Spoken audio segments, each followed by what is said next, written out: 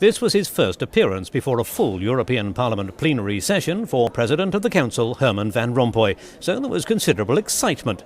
He was there to report back on the informal council at which the problems of the Greek economy were raised. But he was also keen to tell MEPs that he's neither a French-style Président nor a mere chair of meetings. His role is to get EU leaders to focus on what matters. Where are we going? How to deal with our neighbours? Who are our main strategic partners in the world? Where do we want to be in 10 or 20 years' time? He told MEPs he won't report back from every informal council, but he will from the formal ones. And he says there'll be more of them in future, but he had been pleased with the way that meeting went. All members of the European Council who are willing to take more responsibility in a common European strategy for growth and jobs. Members were keen to hear what Mr Van Rompuy had to say, even if they don't all think he's the right man for the job, or even that the job should exist at all.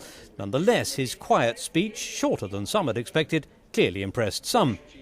I think that Mr Van Rompuy made a very good job description of the presidency of the European Council, talking about the continuity, the fact of being designated by the heads of state, and the fact of being a full-time job. I give him credit for having called an early summit and having started to get our leaders thinking about the urgency of some of the reforms we need.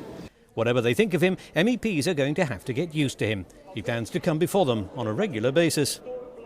It will not be long before many of you will be fed up with the sight of me. Time will